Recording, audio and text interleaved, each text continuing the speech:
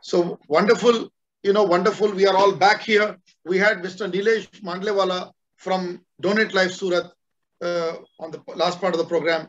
The last hour has been almost spent on that issue. And I think even Srikumar fired a few questions. And I don't know whether he will. Because very informative discussion that was. Yeah, because I wanted this to be in the public. Yeah. I wanted this to be in public domain because we have to come to the healthcare in a post-COVID era.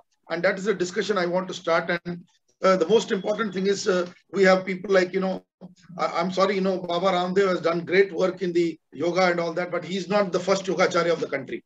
The first real Yogacharya of the country was Swami Vivekananda. If all of us remember, who talked of different type of yogas through the Advaita philosophy. And he also brought a discourse between the Advaita and Dvaita. So that is it. And then the greatest Yogacharya from India, who was even recognized by the neighboring China, was Iyengarji from Pune. Everybody will remember the great Iyengar of Pune. I think Murthy and both Shri will remember Iyengar, the great Yogacharya. Who died at 99 ripe years. And, China recognized him as a, of all countries, China recognized him as a top figure, as a top authority in the world. So I don't know why we are celebrating Baba Ramdev for only Kapal Bharati. So Baba Ramdev, with all due respect, Baba Ramdev, for all due respect, is a good yoga exponent. And yes, Nilesh is also back. But I'm saying that is not the only thing. Nilesh bhai, aapki baat reh gayi thi. So I just started. If you can hear, I think I would like you to finish it. Aapki aakhri jo baat reh gayi thi, I want you to finish it. मैं शुरुआत से बात करूं या last में continue करूं? वो जो आपने बोला, वो वाला पार्ट, आखिरी पार्ट, आपने जो पूरी बात बताई आपने. हाँ. मैं पहले लोग कहते थे कि आप विवाह करो, संतानों को जन्म दो, आप नहीं रहेंगे, लेकिन आपकी निशानियां रहेंगी. लेकिन ये कितना सुंदर है कि हम नहीं होंगे, फिर भी हमारा हृदय किसी और में धड़क रहा होगा. हम नहीं होंगे तो भी हमारी किडनी किसी दूसरे के रक्त को पवित्र और स्वच्छ कर रही होगी. हम नहीं होंगे फिर भी हमारा लीवर किसी दूसरे के भोजन को हार्ड, मांस, मज्जा और रस बना के उनके शरीर का पोषण कर रहा होगा. हम नहीं होंगे फिर भी हमारी आंखें जगत के सारे सुंदर दृश्य को देखते हुए धन्य हो रही होगी. नहीं होंगे हम, फिर भी होंगे हम.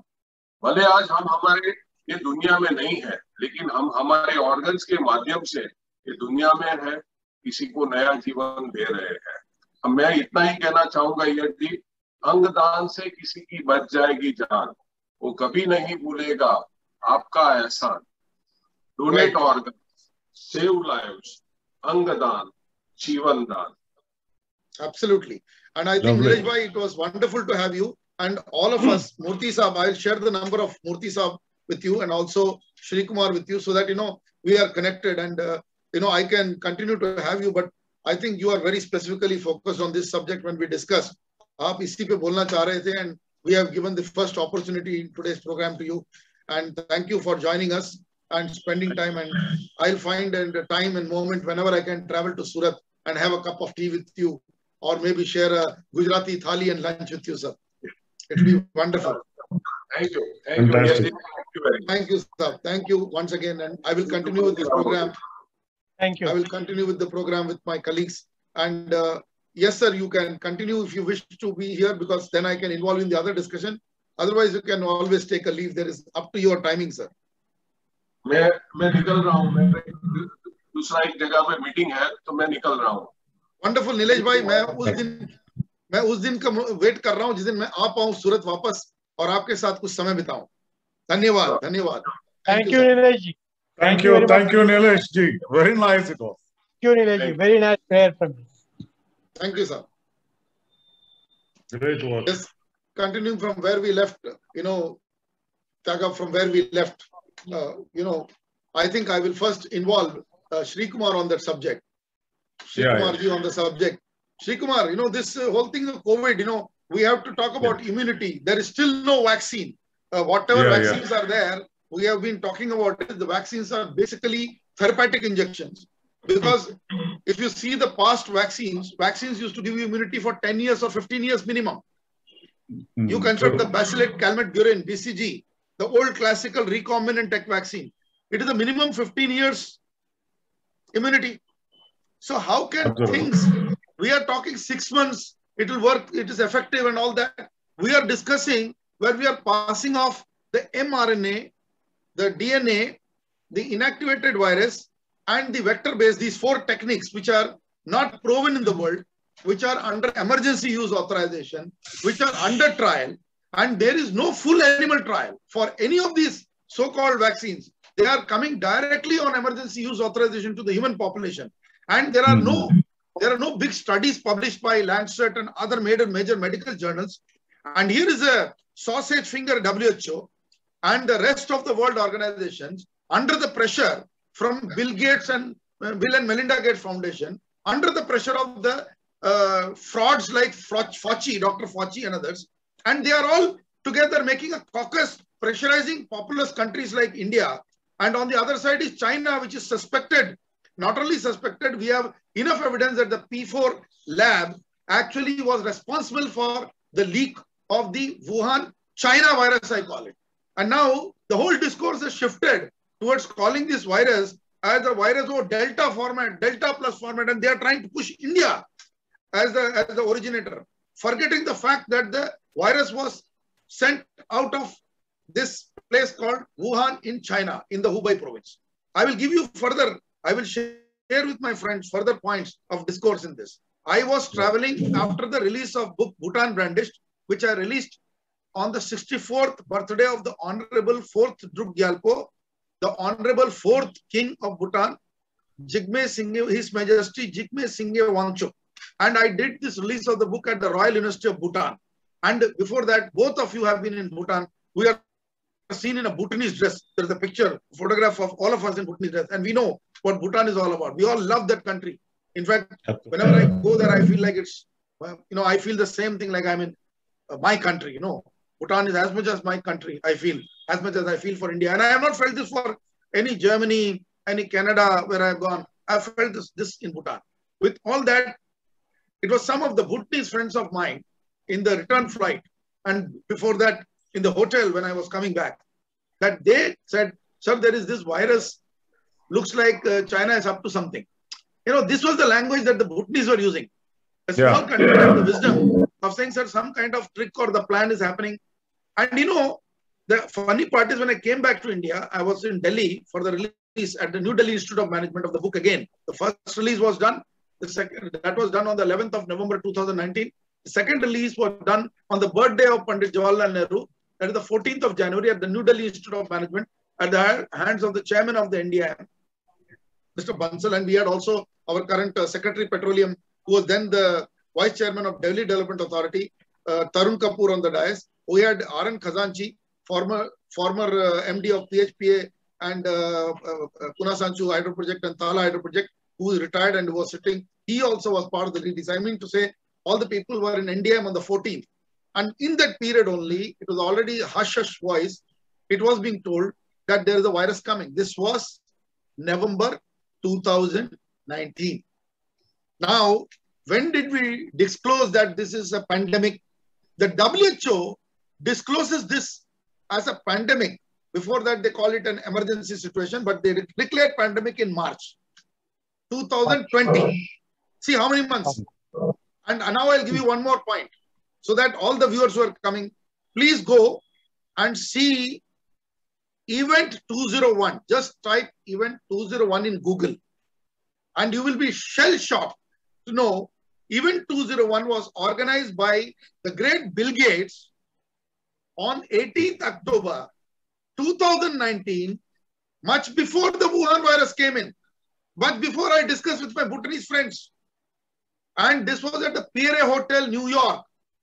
This is done, and I call it the dummy trial or recce of how the world has to behave post the virus. Another shocking thing I want to tell you, the name novel coronavirus was given on the day On the 18th of October at Pierre Hotel, New York, a virus is named novel corona when there is nothing called novel corona. And it is named later on as novel coronavirus and co. It is not a pandemic, my friends. It is a complete pandemic. And I'm going on here declaring this a pandemic. And it has it has got the bloody roots in our neighboring China. And I am converting this discussion. China is out to do a battle in a clandestine, covert way, pulling everybody because they failed in BRI, they failed in moving, and they have done this to spoil the world because now some of the benefits is going to them, but they will not get the benefit. They will be trapped finally. So the health of the world has become so critical. This health discussion has become so critical that there are two angles to it. One is the angle of immunity of citizens, so that we have 3 trillion viruses in our body. So one novel corona, pandemic cannot destroy our lives. Am I right, Srikumar ji? Yeah. Lovely. And we are Ayurveda people. Yeah. We are also strong in allopathy. We are also we are a very sensible community. When it is required to have allopathy, we go to allopathy. When we require to have Ayurveda, we use Ayurveda. We have also embraced homeopathy. We are also the practitioners of naturopathy. What better way than looking at it than the Kerala Ayurveda itself, which is different from the Chikitsa Ayurveda, that is giving medicines Ayurveda, which is coming from the up north. But down south, it is about therapy. It is about cure. In Kerala, it is very different. That school of Charak Shushruta, which is inside Charaka and Shushruta, is right there in our Namudri community, the Ollur, Vaidyaratnam, Mooses of the world. They are the ones who are carrying the spirit of Ayurveda. So I want this part to be assessed and talked by Srikumar. Shri, let us tell our audience today that the West cannot declare. They barely know how the human body functions and it has to go. We have the Ritu Charya and Din Charya. That is the definition of Ayurveda. So Shri, how would you push this? The first thing is we should take the angle of approach of Western medicine as well as Indian medicine. Right. Now, if we go back into Indian medicine, Ayurveda, possibly it goes back to more than 7,000 years. Right. And the compendium of Ayurveda runs into something like 70,000 pages. Correct. So, in Ayurveda, the perspective is not only the physical and the material body. Correct. They take into account much beyond that. They talk about holistic health. Right. It is body, mind, and spirit. Correct. So the focus being as a part of the Vedic thinking that the spirit should be optimized, they need a healthy body for that. And so Ayurveda's focus is how to keep your body and mind healthy so that you emancipate in the spiritual level. Correct. Okay. Thereby, they created an axis of XYZ, Vata, Pitta, Kapha as a balance. Now, that standpoint is completely different from the Western standpoint, which is originating from Hippocrates, right? Correct. 2000 years ago, where it is symptomatic. What is symptomatic is considered to be evident to you, and therefore I must treat it. Right. Well, yeah. Okay. So you got my slide. This is your brand. This is your brand, ONT. No. I had a single page leaflet which I wanted to show. If I can share my screen. Okay. Thiagarajan has to transfer host. Then only I can share my screen. Yeah. So then I can show you a beautiful one-page. Yeah, we'll come to that. Picture. Yeah. We will come to that, but I want you to give the basics right now. Yeah. So when we are talking a perspective of holistic being, that is body, mind, and spirit in the Vata, Pitta, and Kapha perspective. Yeah. And also the permutation and combination, Vata, Kapha, Pitta, Kapha. Yes. All of these three. Exactly. And all this is derived in its own scientific, medical, and mathematical derivations. Derivations are very much there. For example, everything in Indian culture, whether it's Ayurveda or yoga or anything, has a mathematical derivative to substantiate what we are talking about. Correct. Right.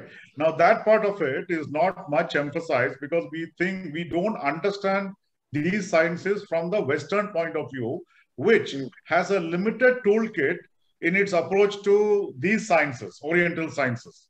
Correct. The toolkit is very limited. So toolkit is only what I can touch and feel and measure is real. Whereas science is now going beyond that, there is no doubt about it.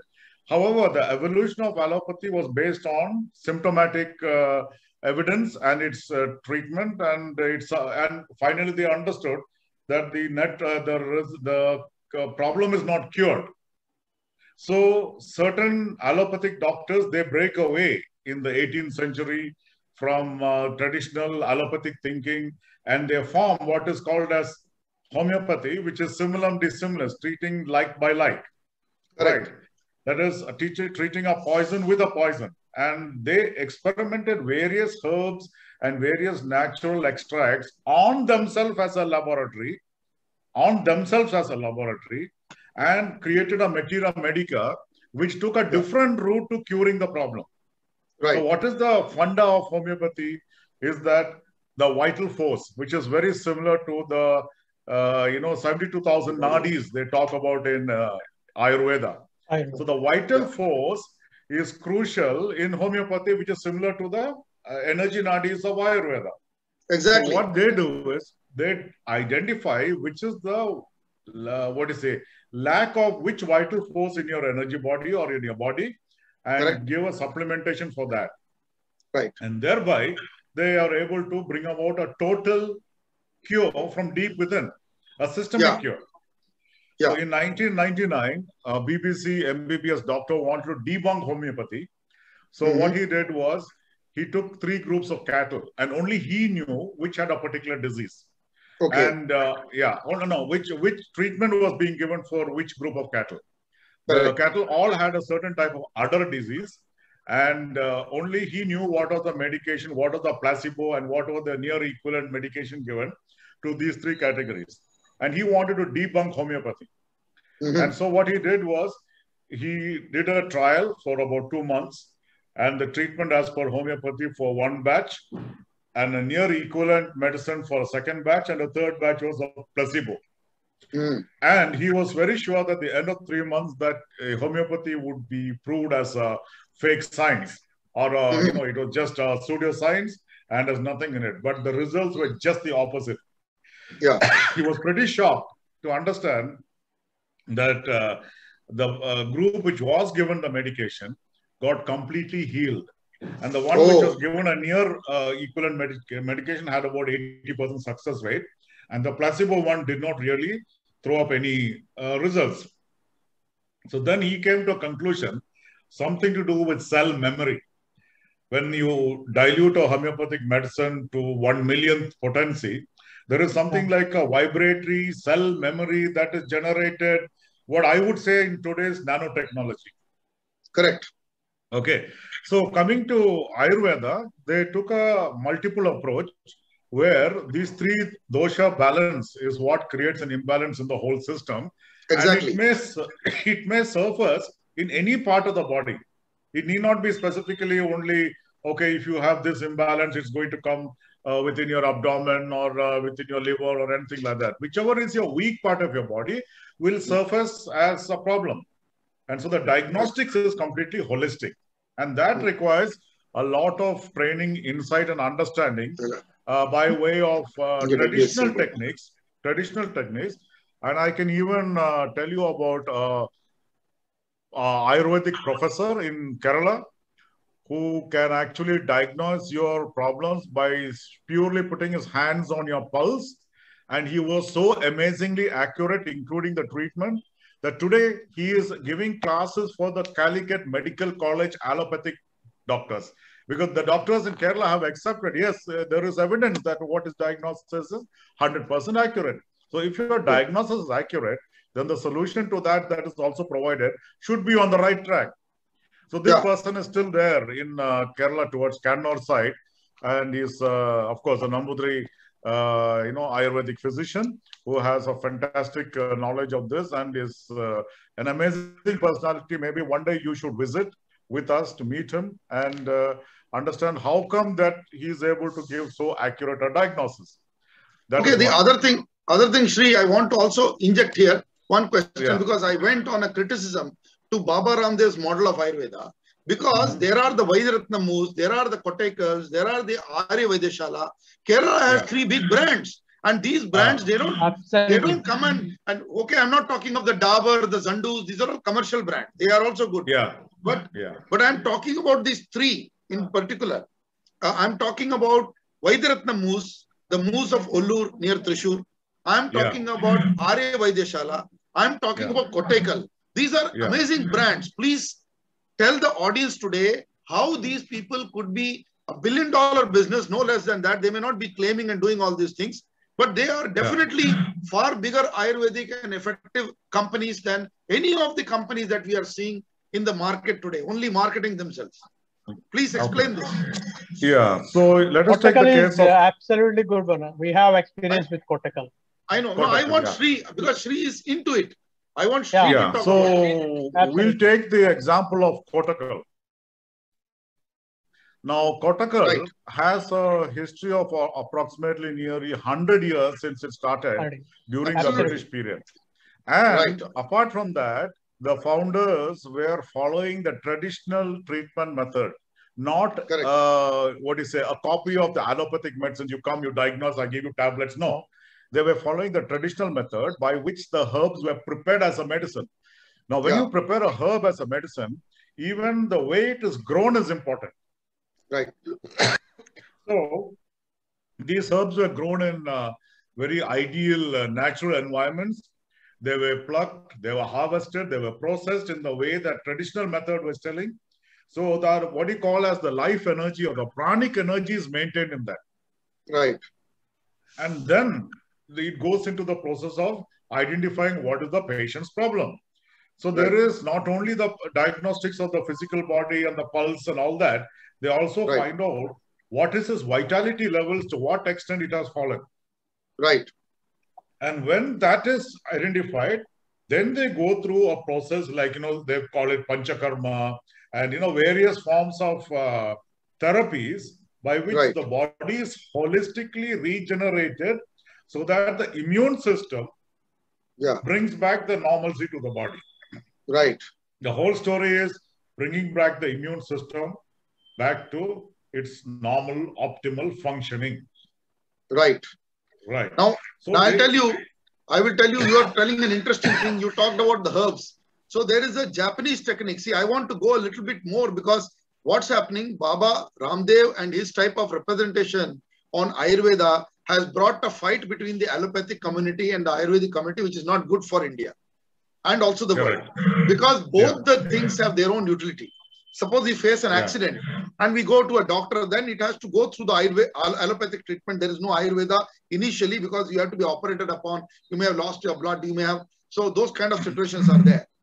But when you have something, let us take a case where we have an immunogenic problem or a problem, let us say, even a blood sugar problem of balancing.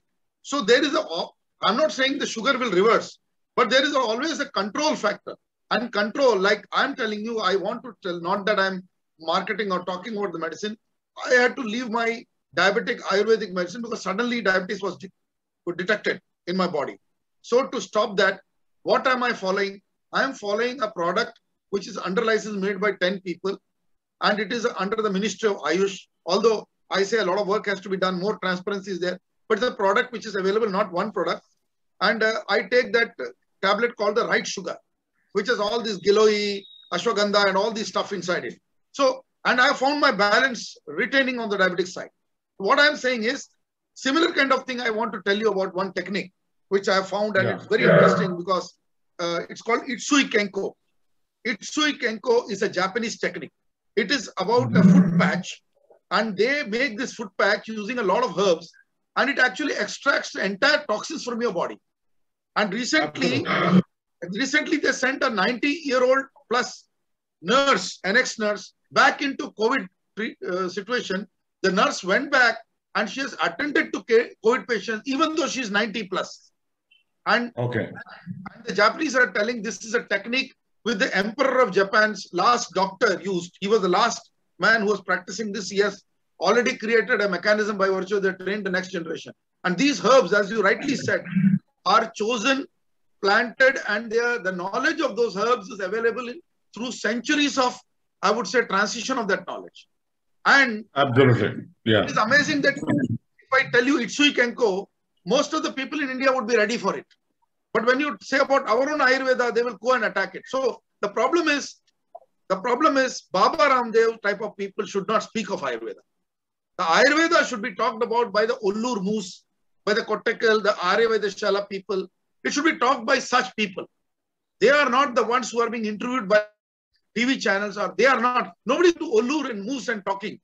See, every year in, now of course the tourism is down, but every year thousands of tourists land up in Ullur, spend a month, and these people are people who are doing mountain biking in Holland, Denmark and other places. They come to treat their knees. There is no knee treatment other than the physiotherapeutic way in which Ayurveda takes care of all that. And it is a 1 month, 1 to 3 months is the minimum treatment, my friends. And every year they take it and they go next, they again do mountain biking. They again spoil the thing. They come back again to Kerala. Right. That is rheumatoid.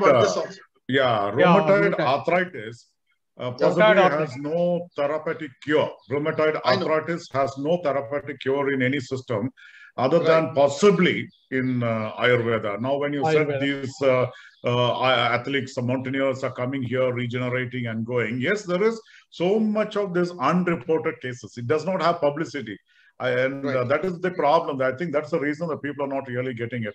And about foot patch, about 15 years back, I have used this foot patch for my mother, who was having the renal failure. And in the morning, you can see all the toxins come out. So Ayurveda, actually, this is a part of the broad philosophy of Ayurveda, where you actually use this foot patch to detoxify.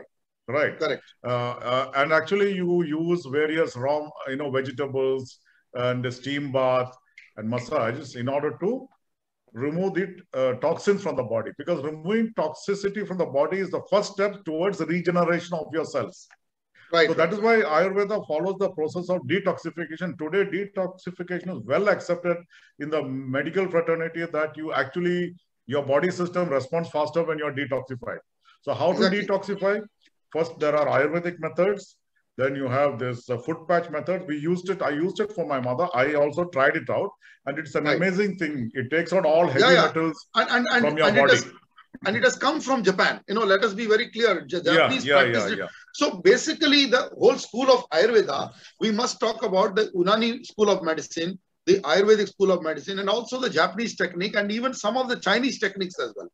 So I'm saying it's a global practice, and it will move towards a little bit of naturopathy as well, which emanates from Germany.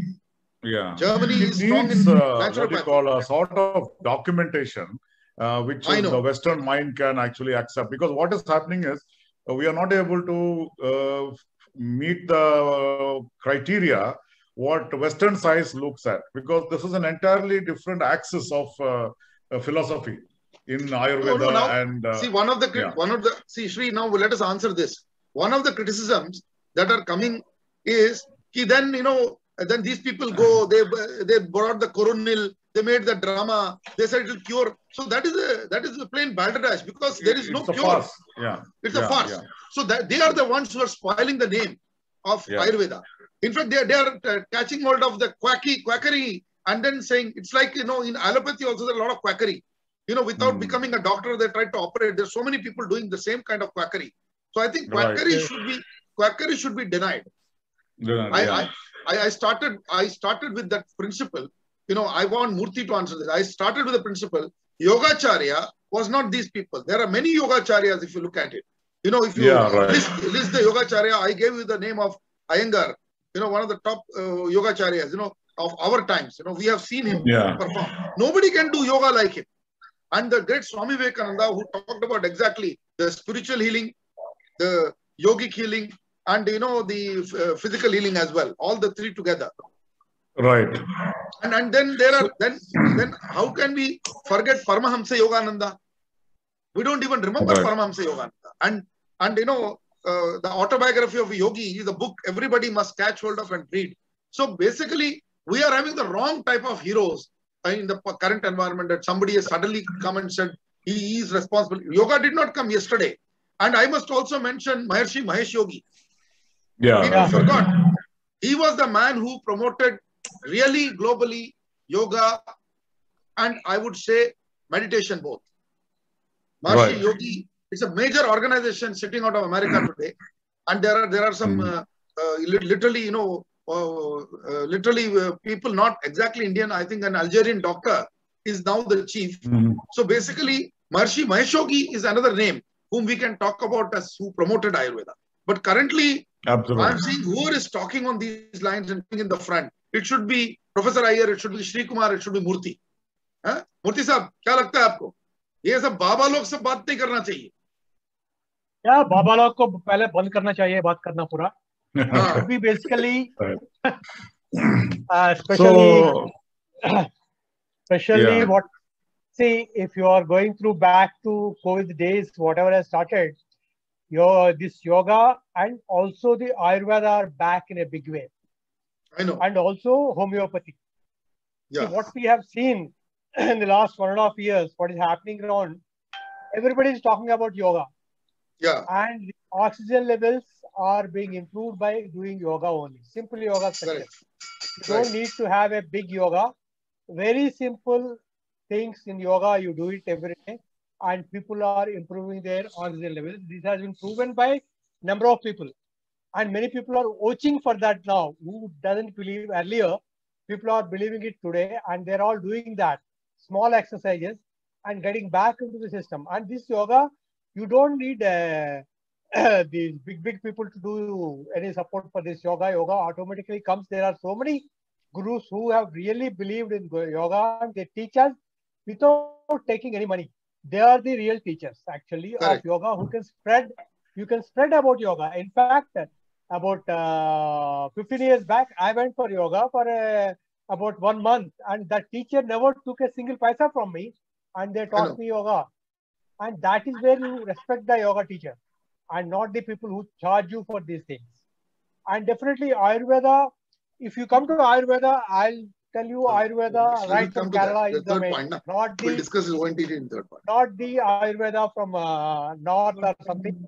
I believe in Kerala Ayurveda. Kottakkal, in fact, my wife had a knee problem, and it's Ayurveda which has cured her from that particular problem.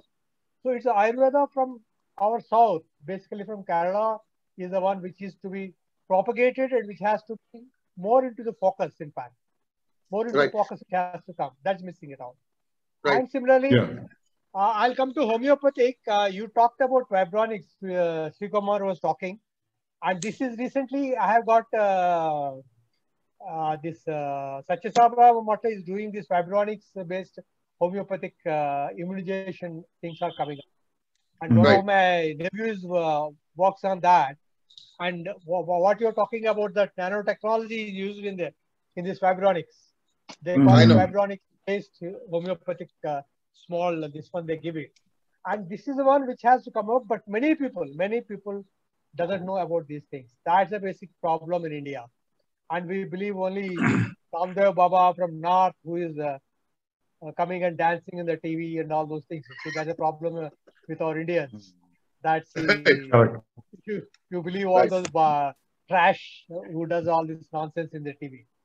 So we have to come out of that, understand the basic, what is yoga, what is the basic yoga things, simple things. Even with the different age people are teaching simple things. You don't have to do big yoga. You can still have better life. And that's what is to be propagated. And I hope through our forum, we should be able to propagate these things to various people and tell the people what exactly is yoga, what is Ayurveda, what is the benefit of Ayurveda, and which is the correct Ayurveda. That has to be propagated. That's most important. And homeopathy is also picking up now. It's a big one. And of course, allopathy is our regular. That's on your screen. Dr. B.K.S. Iyengar. Dr. B.K.S. Iyengar.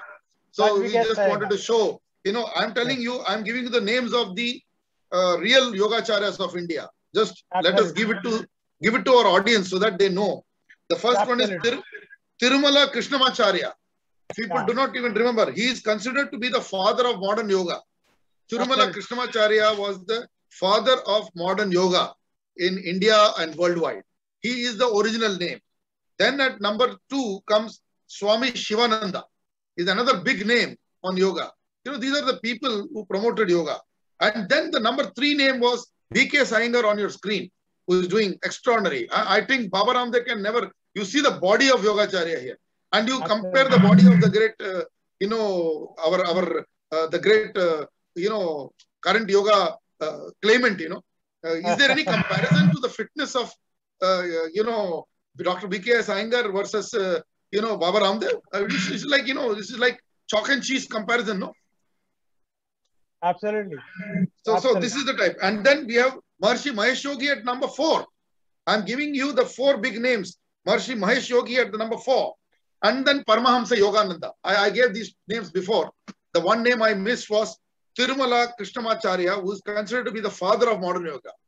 It was Tirumala Krishnacharya who became the father of modern yoga. He came much before Dr. B.K. Iyer. And the first time the world came to know about yoga is through this gentleman. That's why he's called the father of modern yoga. So I think through our programs, we have to create a dimension and remove the myths that exist in the society.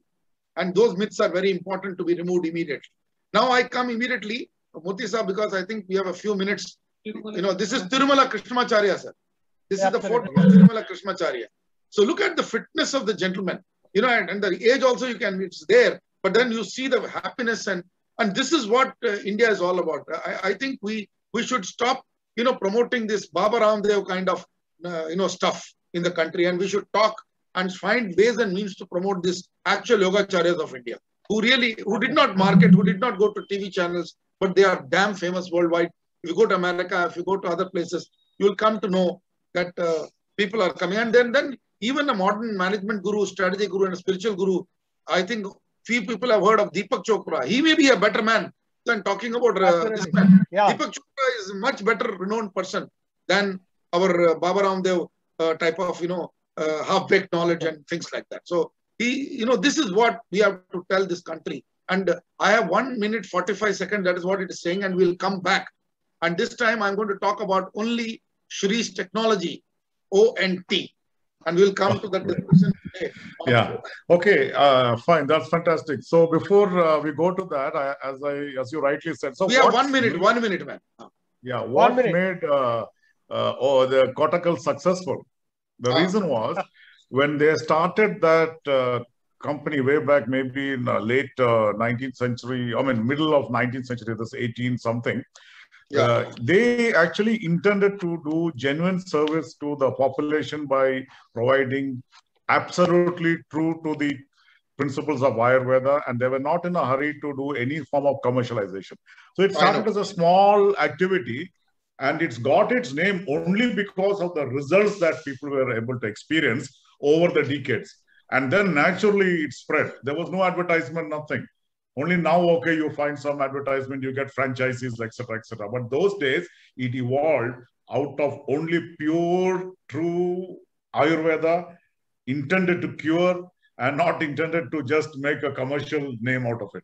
So that places these companies a little different from other, brands which are coming. Yeah, no, I'll discuss this as well. The moment is less than a minute. But, as I told you, even Burman's Dabur is an excellent company. Zandu is an excellent company. It's not that suddenly there is this Patanjali. Patanjali is no big bone breaker or bone shaker. Patanjali's half of the products will not even qualify in the market.